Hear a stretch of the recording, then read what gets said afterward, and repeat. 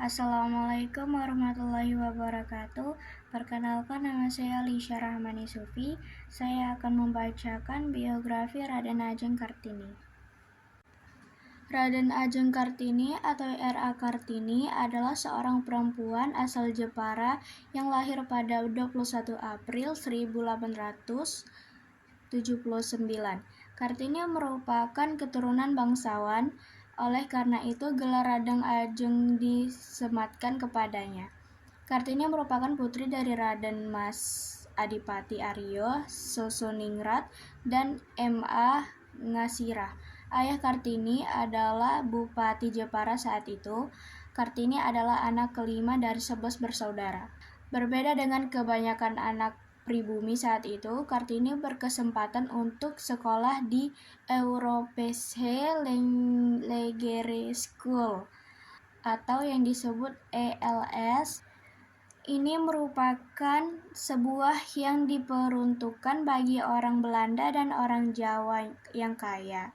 Di ELS, Kartini belajar bahasa Belanda. Sayangnya, Kartini hanya bersekolah sampai usia 12 tahun.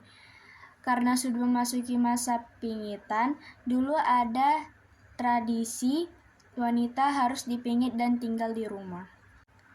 Karena belajar bahasa Belanda di ESL, Raden Ajeng Kartini bisa membaca dan menulis bahasa Belanda. Selama dipingit, ia belajar sendiri membuat dan berkirim surat dengan teman-temannya dari Belanda. Salah satunya adalah Rosa Abendanon. Kartini juga membaca banyak buku, surat kabar, dan majalah Eropa. Seperti istilah buku adalah jendela dunia. Kartini jadi tahu cara berpikir perempuan Eropa yang lebih maju dan bebas dibandingkan perempuan pribumi di kala itu. Dari banyaknya buku, surat kabar, dan majalah yang ia baca, membuatnya berpikir untuk memajukan perempuan pribumi. Karena di masa itu perempuan pribumi tertinggal jauh dan memiliki status atau stratifikasi sosial yang rendah. Menurutnya, perempuan pribumi harus mendapatkan kesetaraan, persamaan, dan kebebasan. Karena sering dipingit, tidak banyak yang bisa dilakukan Kartini. Tapi surat-surat yang ditulisnya menjadi salah satu bentuk perjuangan. Ia menuliskan terkait gagasan-gagasannya baru mengenai emansipasi perempuan. Kartini menuliskan penderitaan perempuan Jawa seperti harus dipingit, tidak bebas dalam menuntut ilmu, dan adanya adat yang mengekang kebebasan perempuan.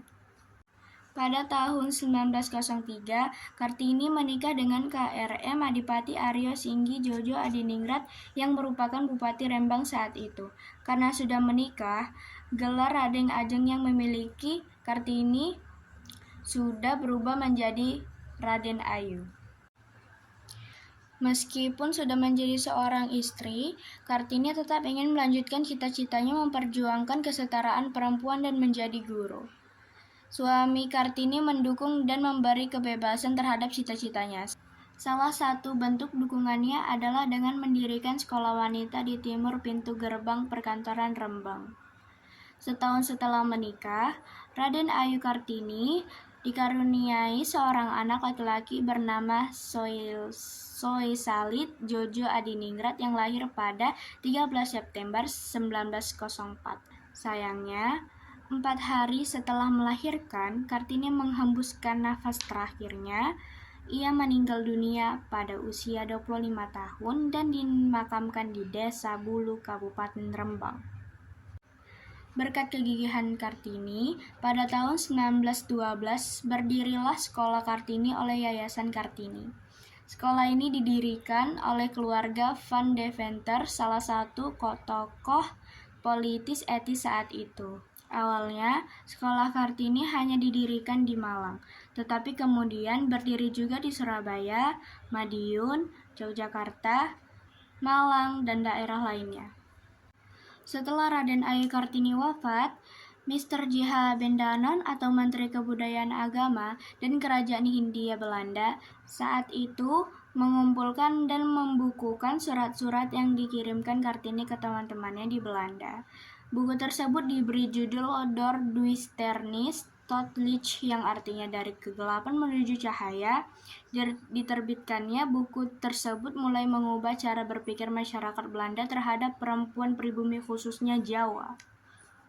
Pada 2 Mei 1964, Soekarno mengeluarkan Surat Keputusan Presiden No. 108 tahun 1964 yang berisi ketetapan bahwa Kartini adalah pahlawan kemerdekaan nasional. Soekarno juga menetapkan 21 April sebagai Hari Kartini yang kita peringati setiap tahunnya sampai sekarang.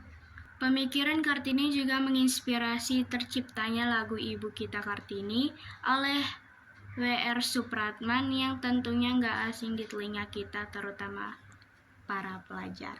Terima kasih.